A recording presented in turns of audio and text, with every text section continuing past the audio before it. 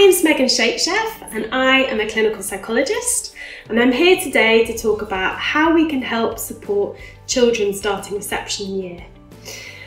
Starting school can bring up lots of different feelings for children and for parents alike.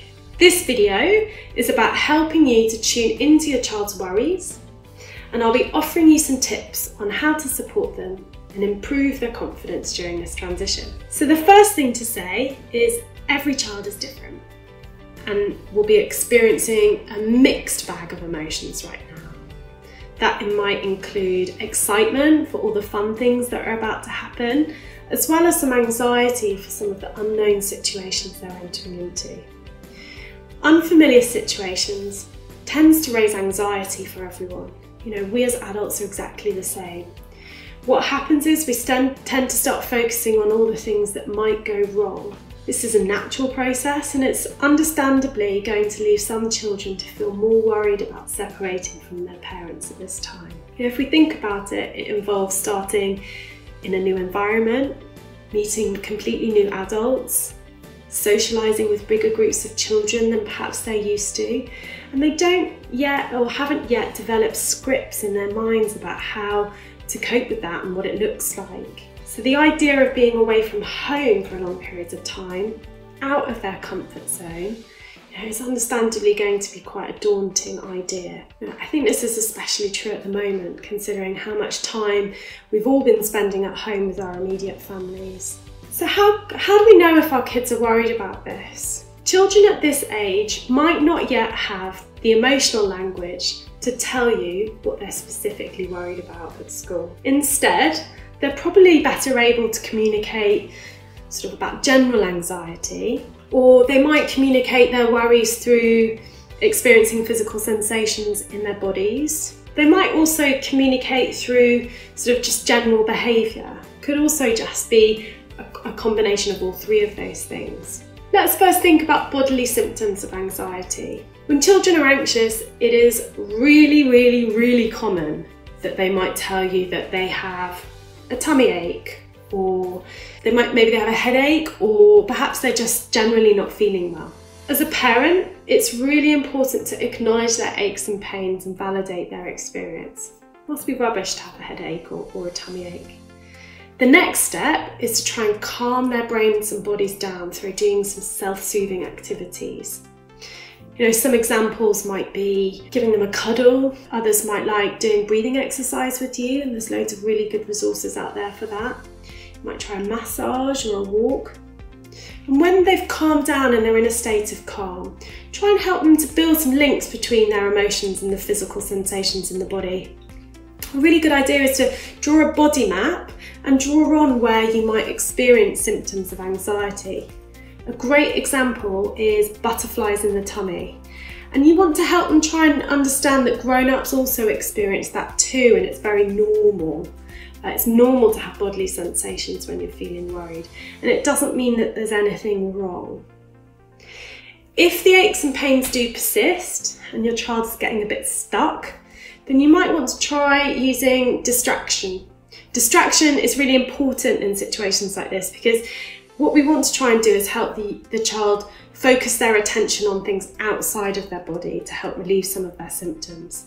This could be anything, you know, playing a game, watching something together on TV, or anything that sort of takes their minds off it and helps them to feel calmer. Your child might also start communicating their anxiety in just their general behaviour. It is really common for behaviour to deteriorate in children when they're feeling anxious or overwhelmed. And this is partly because they don't yet have the language to describe what's happening. So if your child is behaving in a way that they wouldn't normally in the build up to school, it might be an opportunity to try and have a conversation and broach the topic of whether they're feeling worried. You might also notice them using some avoidance strategies.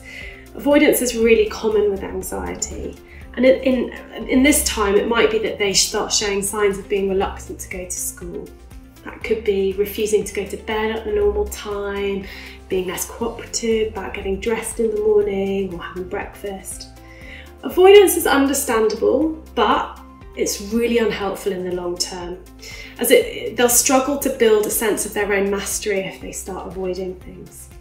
Try instead to notice and praise sensible or brave behaviour, promoting an air of confidence by encouraging your child to face their fears in sort of small, manageable steps, reminding them of the challenges that they've overcome and successfully overcome previously. You could also think about helping them out in the mornings. And if you prepare as much of the school stuff the night before, so that when it comes to them waking up in the morning and being ready to go to school, everything feels quite prepared and it's a slightly calmer environment. Another anxiety warning sign might be that they start showing you generally more anxious thinking about ordinary day-to-day activities. As adults, when we feel worried, it can change and affect the way our brains think. We tend to start overestimating the likelihood of something bad happening, and we start underestimating our skills and ability to cope. And this is no different for children. So if you notice that your child is starting to catastrophise or show signs of not coping, here are some helpful tips for you. Try and take a step back and separate out your own worries from your child's worries. It's totally understandable that you might also be feeling really nervous about your child starting school. This is a big step. If you do feel worried, try and find someone in your support network that you can talk to. Try not to fall into the trap of over-reassuring your child. Initially, reassurance can be extremely effective at relieving their anxiety. But eventually, it really starts to backfire when they become overly reliant on your reassurance to calm their worries. You also miss out on opportunities to get them to open up about what they're worried about and to problem solve these situations with them. Try and empathise with them rather than dismiss what they're saying. So if they've told you that they're worried they might not find anyone to play with at break time, for example, instead of saying, "Oh, don't worry, that won't happen," try instead by saying, "Oh, that is a worrying thought. I can see why you feel that way." But then you want to try and gently challenge any misunderstandings or fears they have by asking your child some questions to help them evaluate whether it's likely to be as bad as they think it's going to be.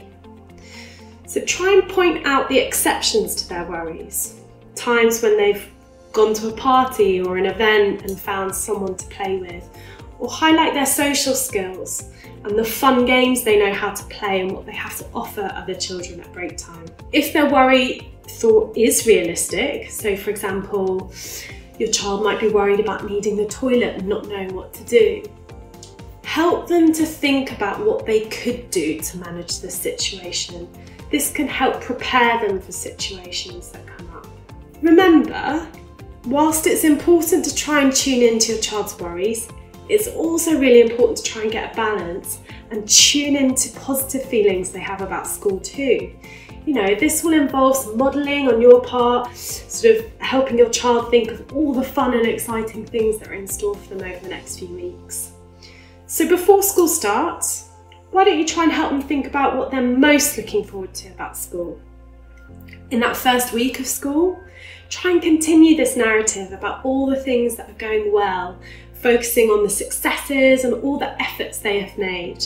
My last tip, give it some time and keep persevering with the strategies if your child's still showing signs of anxiety. And I hope the next few weeks go well.